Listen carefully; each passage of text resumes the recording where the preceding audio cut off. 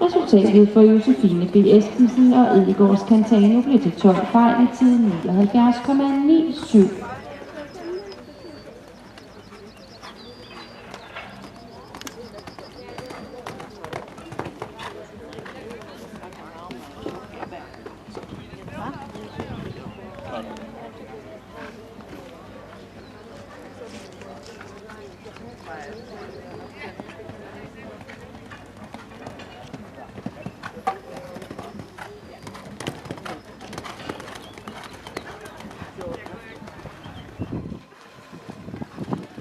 Joe's Curious, som vi har på banen her, er en 7 år gammel hoppe.